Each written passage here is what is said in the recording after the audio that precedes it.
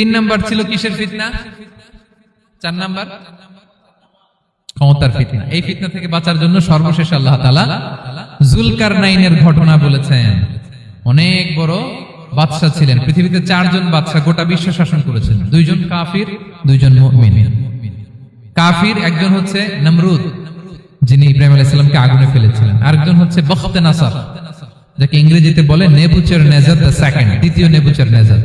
তারা কোনো নির্দিষ্ট এরিয়ার বাউন্ডারির বাদশা না, গোটা বিশ্বের বাদশা ছিলেন। এই দুজন কাফির। আর দুইজন বাদশা ছিলেন গোটা বিশ্বকে শাসন করেছেন, তারা ছিলেন মুমিন। একজন হচ্ছে সুলাইমান আলাইহিস সালাম, আল্লাহর নবী। আরেকজন হচ্ছে যুলকারনাইন, গোটা বিশ্ব শাসন করেছেন, প্রাচ্য থেকে পাশ্চাত্য সব জায়গায় তিনি গিয়েছেন, ইসলামের বাণী প্রচার করেছেন, জালিমদেরকে শায়েস্তা করেছেন। তো এরকম দিক বিদিক তিনি জয় করতেছিলেন। অনেকে যুলকারনাইনকে আলেকজান্ডার দ্য গ্রেটের সাথে গুলিয়ে ফেলে না। ম্যাসিডোনিয়াতে যে আলেকজান্ডার দ্য গ্রেট ছিল, উনি আর যুলকারনাইন এক নন। যুলকারনাইন হচ্ছে আল্লাহ তাআলার প্রিয় একজন বান্দা, অনেক বড় সাহসী বীর পুরুষ ছিলেন, গোটা বিশ্বে ইসলাম প্রচার করেছেন।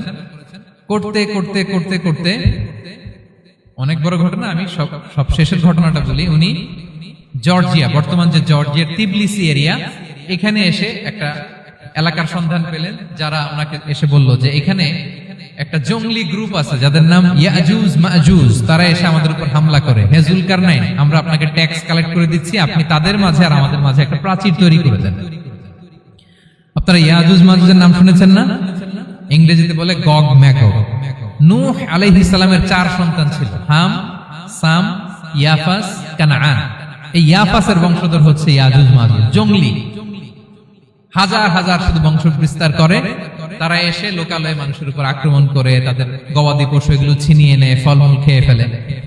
তো যুলকারনাইন বাদশার কাছে যখন বিচার দেওয়া হলো, উনি বললেন ঠিক আছে, তোমাদের ট্যাক্স দেয়া লাগবে না, তোমরা শারীরিক পরিশ্রম করে আমাকে সাহায্য করো। তো উনি বর্তমানে হচ্ছে এক পাশে কৃষ্ণ সাগর, ব্ল্যাক সি, আরেক দিকে কাস্পিয়ান হ্রদ বা কাস্পিয়ান সাগর, এর মাঝখানে 1200 কিলোমিটার লম্বা মাউন্টেন রেঞ্জ, পাহাড়ি এরিয়া, আপনারা গুগলে দেখবেন। এইখানে দুই পাহাড়ের মাঝখানে ফাঁকা জায়গায় তিনি বড় বড় লোহার পাত প্রথিত করলেন, গেড়ে দিলেন। এরপরে তামা, সীসা গালিয়ে বিশাল একটা ওয়াল তৈরি করলেন। এটা যুলকারনাইন উনার বানানো ওয়াল বা ড্যাম, প্রাচীর। এখন আর ইয়াজুজ মাজুজ আসতে পারে না, ওরা আর আসতে পারে না। ওরা প্রতিদিন এটা ভাঙার চেষ্টা করে, কিন্তু ভাঙতে ভাঙতে আরেকটু ভাঙলেই ভেঙে যাবে। ওরা বলে আগামীকাল ভেঙে ফেলবে, ইনশাল্লাহ বলতে ভুলে যায়। এজন্য এরপরের দিন এসে দেখে আবার এটা আগের মতো হয়ে আছে। কিয়ামতের আগ দিয়ে ওদের মধ্যে এই ইনশাআল্লাহর প্রেরণা আসবে। তাদের একজন বলে উঠবে আগামীকাল ইনশাআল্লাহ আমরা এটা ভেঙে খান খান করে দেব, ঠিকই ভেঙে ফেলবে। তখন তারা ভেঙে চুরে কুটি কুটি ইয়াজুজ মাজুজের দল এসে হামলে পড়বে। সামনে পড়বে তাবারিয়া সাগর, একদল এসে তাবারিয়া সাগর এমন ভাবে খাবে, এই দল যাওয়ার পরে আরেক দল এসে এখানে যে সাগরে যে পানি ছিল এটা কল্পনাই করতে পারবে না। তারা পৃথিবীতে ফিতনা ফাসাদ করবে। ঈসা আলাইহিস সালাম তখন আসবেন, দোয়া করবে আল্লাহ তাআলার কাছে মুমিনরা, একটা মহামারী দিবে আল্লাহ তাআলা ইয়াজুজ মাজুজের মধ্যে, ওরা মরে যাবে সব।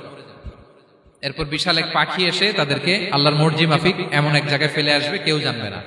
তো তারা যে পচে গলে মাটির সাথে মিশেছিল, এই গলিত লাশ থেকে মাটি খুব উর্বর হয়ে যাবে। এরপর আল্লাহ তাআলা পৃথিবীর মধ্যে বারাকা দিবেন, কিছু রোপণ করলে তাড়াতাড়ি ফুলে ফেপে বড় বড় ফলমূল হচ্ছে। তো এটা কিয়ামতের আলামতের অন্য কোনো আলোচনায় হয়তো আমরা বলবো। তো যুলকারনাইন তিনি বিশাল এখানে প্রাচীর তৈরি করে দিয়েছিলেন, এবং প্রাচীর তৈরি করে দিয়ে তাদেরকে বলেছিলেন যে যতদিন আল্লাহ তাআলা চাইবেন এটা থাকবে, এবং যেদিন আল্লাহ তাআলার আদেশ আসবে এটা ভেঙে খান খান হয়ে যাবে। তার মানে দেখেন, এত পাওয়ারফুল, এত শক্তিশালী, এত ক্ষমতাধর হওয়ার পরেও তিনি তার ক্ষমতাকে কার দিকে ফিরিয়ে দিয়েছেন?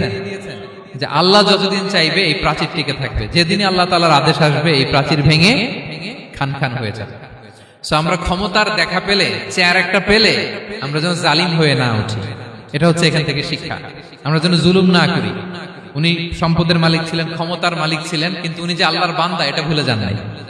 আমরা যখন ক্ষমতাশীল হই, আমরা যখন প্রধানমন্ত্রী হই, আমরা যখন প্রেসিডেন্ট হই, আমরা যখন পাওয়ারফুল হই, আমাদের সবচেয়ে বড় পরিচয় যে আমরা আব্দুল্লাহ, আল্লাহর গোলাম, এটা আমরা ভুলে যাই। আমাদের আসল পরিচয় কি? আমরা আল্লাহর গোলাম।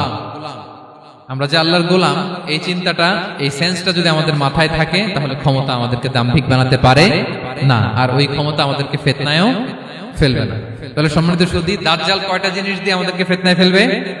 চারটা: দ্য ট্রায়াল অফ ফেইথ, ইমানের পরীক্ষা; দ্য ট্রায়াল অফ ওয়েলথ, সম্পদ দিয়ে পরীক্ষা; দ্য ট্রায়াল অফ নলেজ, জ্ঞানের পরীক্ষা; দ্য ট্রায়াল অফ পাওয়ার, ক্ষমতার পরীক্ষা। আর ইমানের পরীক্ষায় উত্তরণের জন্য আল্লাহ তাআলা আমাদেরকে এই সূরায় আসহাবে কাহফের ঘটনা শুনিয়েছেন, যে 7 জন যুবক তারা তাদের ইমানকে হেফাজত করেছিল।